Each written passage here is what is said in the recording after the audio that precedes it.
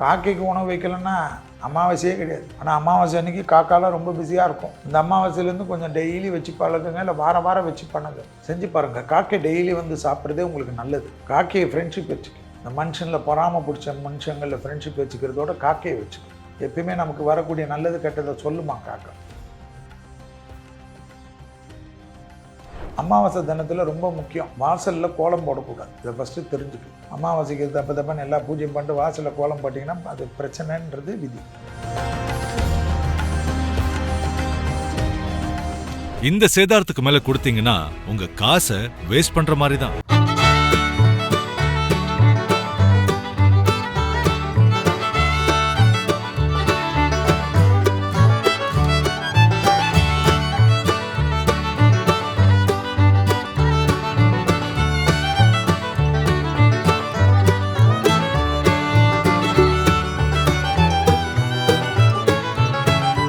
லலிதால வாங்குங்க, நிறைய பணம் சேவ் பண்ணுவீங்க. டிகிரி படிக்க வெயிட் பண்ண வேண்டாம். UG and PG courses 100% online at doctor MGR online is just a click away. Kumudam digital நேயர்களுக்கு இனிய வணக்கம். இப்பொழுது நாம் பார்க்க போகிறது, எல்லோரும் உலகத்தில் மிக முக்கிய மதிப்பு கொடுக்கக்கூடிய ஆடி அமாவாசை. இந்த வருடம் ஆடி அமாவாசை 24/7/2025. அமாவாசை என்றாலே எல்லோருக்கும் தெரியும், சூரியனும் சந்திரனும் நேர்கோட்டில் சந்திக்கக்கூடிய நாள். பித்திருக்காரகன் சூரியனும் மாத்திருக்காரகனான சந்திரனும் சந்திக்கக்கூடிய நாள். அன்றைய தினமே முன்னோர்களுக்கு உரிய பித்திருக்காரியங்கள் செய்கிறது அவசியம் என்று சாஸ்திரங்களும் ஜோதிடத்தினுடைய அமைப்பிலும் காணப்படுகிறது. அமாவாசை ரொம்ப விசேஷம். எல்லா சமயத்திலும் 12 அமாவாசை, சில நேரங்களில் 13 அமாவாசை கூட வரும். மாதம் வரக்கூடிய அமாவாசை தினத்தில் பித்ரு பூஜை செய்ய முடியாதவங்க ஆடி அமாவாசை, தை அமாவாசை, புரட்டாசியில் வரக்கூடிய மகாலய அமாவாசை தினங்களில் மட்டுமாவது முன்னோர்கள் கடன்கள் செய்ய வேண்டும் என்பது தர்மம். இது ஏதோ வேத விற்பனர்களை கூட்டி நம் தர்மம் அவங்களுடைய பிதிர்காரியங்களை செய்வதோ, குளத்தங்கரையில் செய்வதோ, கடலில் செய்வதோ மட்டும் காரியமாவாது. அந்த ஒரு நாளில்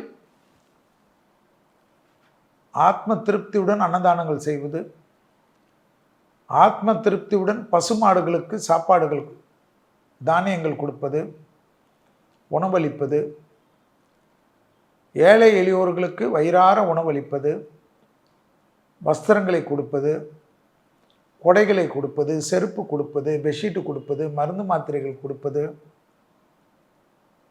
இதெல்லாம் இந்த பிதிர்காரியங்களில் வரக்கூடிய விஷயம். மாத்திரைகள் கொடுப்பது, வலி நிவாரண கிரீம்களை கொடுப்பது, வலி நிவாரண மருந்துகளை கொடுப்பது, ஆயில்கள், வலி நிவாரண ஆயில்களை வாங்கி கொடுப்பதெல்லாம் நல்லது. அதாவது இந்த 3 அமாவாசை ரொம்ப விசேஷம். ஆடி, புரட்டாசி, அதே போல் மகாலய அமாவாசை, ஆடி அமாவாசை, தை அமாவாசை. புரட்டாசியில் வர்றது தான் மகாலய அமாவாசை. ஆடி மாதம் தட்சிணாய புண்ணிய காலத்தின் தொடக்கம். அதாவது பித்ருக்களுக்கு உரிய தென் திசையில் சூரியன் பயணிக்கக்கூடிய ஆரம்பம். அந்த ஆரம்பம் தான் இந்த ஆடி மாதத்துக்கு அவ்வளோ விசேஷம்னு சொல்கிறாங்க. இந்த ஆடி மாதத்தில் செய்யக்கூடிய அமாவாசை தர்ப்பணங்கள் ரொம்ப பலம் பொருந்ததாக, நேரடியாக நமக்கும் மூதாதையர்களுக்கும் தொடர்பு இருப்பதாக சாஸ்திரத்தின் தர்மம் கூறுகிறது. வருஷத்தில் எல்லா அமாவாசையிலும் திதி கொடுத்து ஆத்ம திருப்தி பருவர்களுக்கு ஒன்றும் குறையில்லை. இப்போ தான் மார்க்கெட்டு ஃபுல்லாக நம்ம பிஸின்னு ஓடுறோம்ல, அதனால் இந்த ஆடி, தை, மகாலய அமாவாசை வந்து ரொம்ப விசேஷம். அது ஆடி அமாவாசை அதோட விசேஷம். இந்த ஆடி அமாவாசையில் அதாவது இது இளம் வயதினருக்கு அப்பா அம்மா இருக்கிறவங்களுக்கெல்லாம் இது வேண்டாம். அவங்கெல்லாம் அதை வந்து பெரியவங்க பார்த்துக்கட்டும். குடும்பத்தில் தாய் இல்லை, தந்தை இல்லை, யாரும் இல்லை, அப்படி இருக்கிறவங்களுக்கு தான் இந்த அமாவாசைக்கு ரொம்ப முக்கியம். மற்றபடி இளம் வயதினர் சார்ந்தவங்க கூட எல்லோரும் சார்ந்தவங்களுக்கு நான் சொன்ன இந்த தான தர்மம்லாம் பண்ணலாம். அதிலெல்லாம் விதி கிடையாது. இந்த திதி கொடுக்கறதுக்குன்னு ஒரு விதிமுறை உண்டு. பசுமாடுகளுக்கு அகத்திக்கீரை கொடுக்கறதுக்கு கூட விதிமுறை உண்டு. பெற்றோர் பெரியோரில் யாராவது ஒருத்தர் இல்லைன்னா தான் அந்த பசுமாடுக்கு அகத்திக்கீரை கொடுக்கணும். மற்றபடி காய்கறி எல்லா தவிடும் கொடுக்கலாம். ஆனால் எள்ளு தவிடு, எள்ளு புண்ணாக்கு கொடுக்கணுன்னா குடும்பத்தில் பெரியவங்க யாராவது ஒருத்தர் இல்லைன்னா தான் கொடுக்கணும். இதெல்லாம் பார்த்துக்கணும். எள்ளு தர்ப்பணம் மாதிரி தான் எள்ளு புண்ணாக்கும். ஸோ ஏதோ நம்ம உணவு கொடுத்துட்டோன்னு திருப்தியாக அகத்திக்கீரை எல்லாரும் கோயிலில் வாங்கி கொடுக்குறாங்க, பெருமாள் கோயிலில் கொடுக்குறாங்க, அங்கே கொடுக்குறாங்க, இங்கே கொடுக்குறாங்க, அப்படியெல்லாம் கொடுக்கக்கூடாது. மற்ற கீரை வாங்கி கொடு. பசுமாடு எல்லாத்தையும் சாப்பிடும், காய்கறி எல்லாம் சாப்பிடும். அதுக்காக பிளாஸ்டிக் பேப்பரு, சினிமா போஸ்டர் கொடுக்காது. அதனால் இதெல்லாம் ரொம்ப முக்கியம். பசுமாடுகளுக்கு கொடுப்பது தான் விசேஷத்தில் விசேஷம். அதே போல் ஆடி மாதம் என்பதனால வயதான பெண்களுக்கு ஒருத்தருக்கு கூட நல்ல புடவை ஒரு 2 வருஷம் தாங்குற மாதிரி நல்ல சந்தோஷமாக வாங்கி கொடு. இந்த தானம் கொடுக்குறேன்னு சொல்லிட்டு 100 புடவை வாங்கி 100 ரூபாயில் கொடுத்து வீட்டில் கட்டிட்டு வெளில வர்றது கூட கிழிஞ்சிட்டு, வெளில வர்றதுக்குள்ளே வேஷ்டி கிழிஞ்சிட்டு அப்படி கொடுக்காது. எண்ணிக்கை பெறுதல்ல, கொடுக்கக்கூடிய பொருள் தரம் தான் முக்கியம். அதுதான் இந்த ஆடி அமாவாசைக்கு, புரட்டாசி அமாவாசைக்கு, தை அமாவாசைக்கெல்லாம் ரொம்ப விசேஷம். அதே போல் அரிசி பருப்பு உப்பு வாங்கி கொடுக்கறது, கோயிலுங்களுக்கு, அநாத ஆசிரமங்களுக்கு, அன்னதானத்துக்கு கொடுத்துக்கு, இதெல்லாம் ரொம்ப விசேஷம். சிரத்தையுடன் பண்ணுங்க. பெரிய ஆச்சரியமாக இருக்கும். மிளகு வாங்கி கொடுக்கறது, சீரை வாங்கி கொடுக்கறது, காஞ்ச மிளகாய் வாங்கி கொடுக்கறது. காஞ்ச மிளகாய் ஹோமம் பண்ணால் சத்ருக்கள் அழிவாங்கன்னு நினைக்கிறச்ச காஞ்ச மிளகாய் வாங்கி கொடுக்குறது எவ்வளோ விசேஷம்.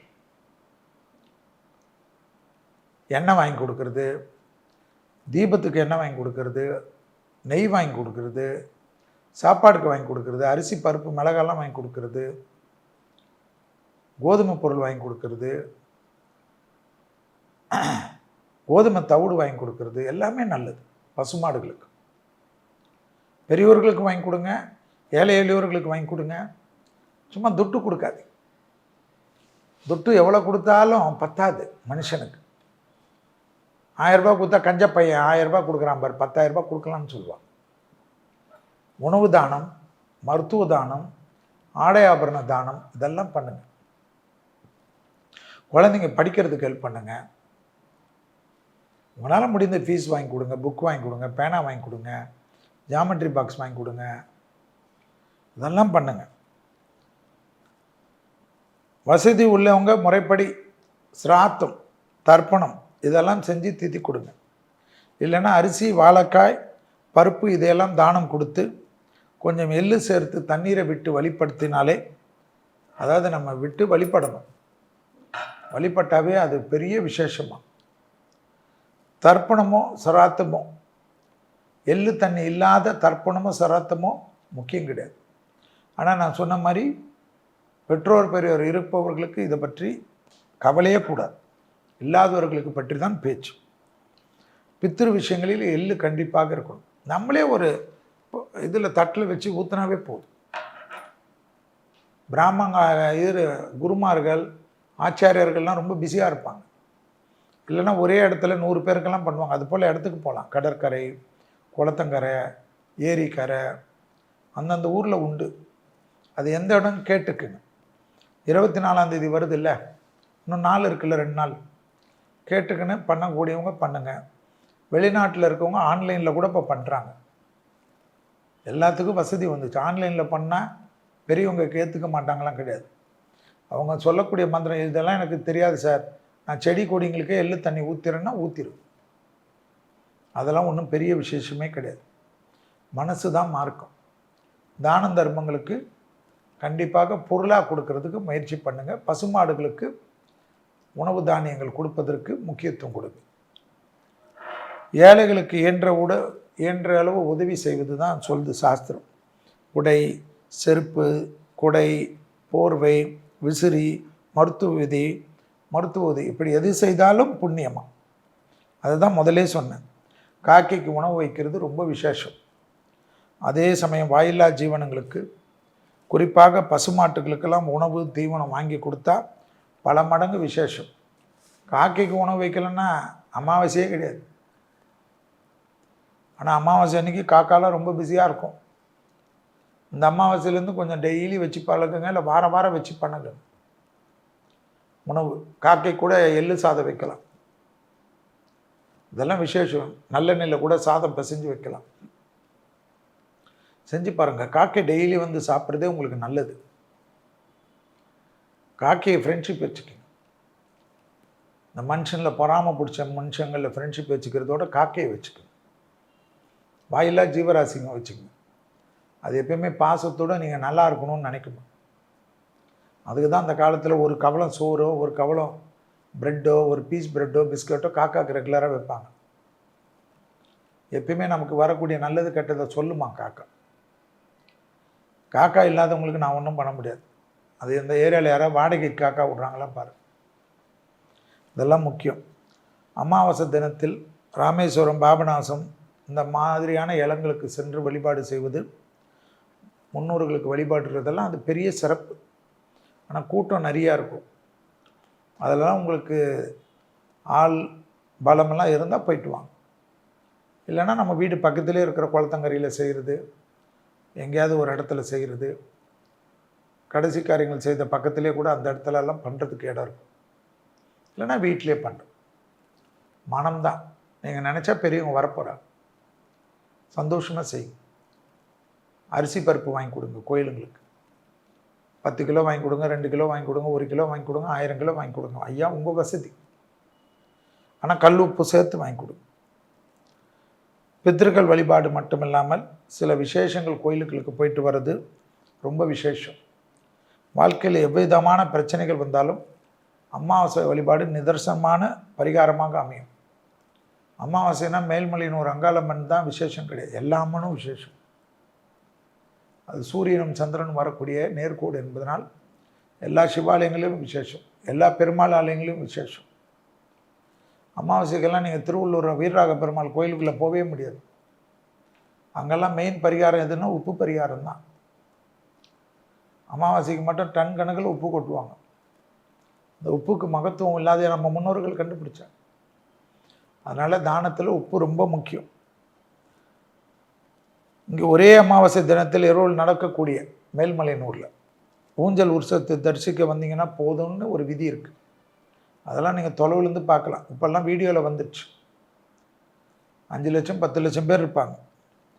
ஏன்னா உலகத்திலே ரொம்ப விசேஷம் அமாவாசைக்குன்னா மேல்மலையனூரில் தான். அதில் ஆடி அமாவாசைக்கெல்லாம் மினிமம் 10 லட்சம் பேர் இருப்பாங்க. அது என்ன பண்ணாலும், அரசாங்கம் பண்ணாலும், கோயில் நிர்வாகம் பண்ணாலும் பெருசாக வசதியெல்லாம் பண்ண முடியாது. ஸோ தொலைவில் நின்று பண்ணிக்கோங்க. அது இன்ஸ்டாவில், யூடியூப்லலாம் அந்த ஊஞ்சல் அம்மன் வரும். மேல்மலையனூர் எங்கள் குலதெய்வம் தான். நான்லாம் அதை பார்த்து தான் சந்தோஷப்பட்டுக்கிறது. சாதாரண நாளில் தான் போகிறது. ஆடி அமாவாசை, பௌர்ணமி இதுக்கெல்லாம் உள்ளே போகிறது இல்லைண்ணா. ஆடி மாதம்லாம் ரொம்ப உஷாராக விடிகாலம்புற போயிட்டு வந்துடுவேன். ஏன்னா அம்மா கொஞ்சம் ஃப்ரீயாக இருக்கும். லட்சக்கணக்கில் வந்தால் அம்மா உங்களை எப்படி கற்றுக்கும்? அதனால் பார்த்துக்குங்க. அமாவாசை தினத்தில் ரொம்ப முக்கியம், வாசலில் கோலம் போடக்கூடாது. இதை ஃபஸ்ட்டு தெரிஞ்சுக்குங்க. அமாவாசைக்கு தப்பன்னு எல்லா பூஜையும் பண்ணிட்டு வாசலில் கோலம் போட்டிங்கன்னா அது பிரச்சனைன்றது விதி. அது நிறைய பேருக்கு தெரியாது. முன்னோரை வழிபட்ட பிறகு தான் தெய்வத்தை கும்பிடணும். என்றைக்கு அமாவாசை அன்னைக்கு காகத்துக்கு சோறு வச்சுட்ட பிறகு தான் முன்னோர்களுக்கு படையல் வைக்கணும். படையல் வச்சதே உறவுகள் ஃபஸ்ட்டு சாப்பிட்ட பிறகு தான் மற்றவங்களுக்கு கொடுக்கணும்.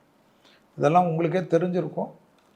ஆனால் அந்த கோலம் போடுற விஷயம் சில நூல்களில் உண்டான ஒரு அற்புதமான விஷயம். அதை ஞாபகத்தில் வச்சுக்கோங்க. ஜோதிட ரீதியாகவும் சரி, சாஸ்திர ரீதியாகவும் சரி, ஆடி அமாவாசை ரொம்ப மகத்துவமானது. அன்றைய தினம் அதிகாலையில் நீராடி விட்டு முன்னோரை வணங்குங்கள். அதாவது தாய் தந்தையர் இருந்தாலும் தாத்தா பாட்டி நம்ம இடத்துலேருந்து போன மறைந்த முன்னோர்களை வழிபாடு செய்வது ரொம்ப அற்புதம். பிறகு குலதெய்வத்தை கும்பிடுங்கள். மாலையில் இயன்ற கோயில்களுக்கு சென்று நல்லெண்ணெய் கொடுத்து வழிபாடு செய்வது விசேஷம். இயன்றளவு நம்ம சொன்ன மாதிரி தர்மங்கள் உங்களால் முடிந்தது செய்யுங்கள். உங்கள் ஜாதகத்தில் பூர்வ புண்ணிய ஸ்தான தோஷம், பிதிருஸ்தான தோஷம் எல்லாம் ஆடி அமாவாசை வழிபாடால் கண்டிப்பாக நல்லது நடக்கக்கூடிய அமைப்பு. குடும்பத்தினர் அனைவருமே கும்பிடணும்னு அவசியமில்லை. உங்கள் குடும்பத்தில் ஒரு பானை சோத்துக்கு ஒரு சோறு பதம் என்பதை போல் யாராவது ஒருவர் வேண்டினால் கூட இத்தனை பலனும் கிடைக்கும் என்பதை ஞாபகத்தில் வைத்துக் கொள்ளுங்கள். எனவே ஆடி அமாவாசை, தை அமாவாசை, புரட்டாசி என்று சொல்லக்கூடிய மகாலி அமாவாசையெல்லாம் விசேஷமான அமைப்பு. இப்பொழுது ஆடி அமாவாசை இந்த 24/7/2025 என்று வருகிறது. இதற்கு முக்கியத்துவம் கொடுப்பது சால சிறந்தது, மிகவும் முக்கியமானது. அமாவாசையை மறக்காமல் வழிபாடு, தான தர்மங்கள், பிதற்காரியங்கள் செய்யுங்கள்.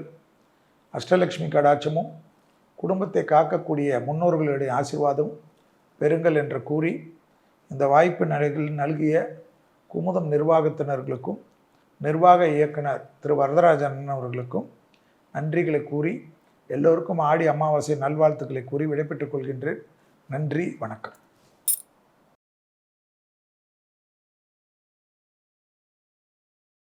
இந்த சேதாரத்துக்கு மேல கொடுத்தீங்கன்னா உங்க காசை வேஸ்ட் பண்ற மாதிரி தான்.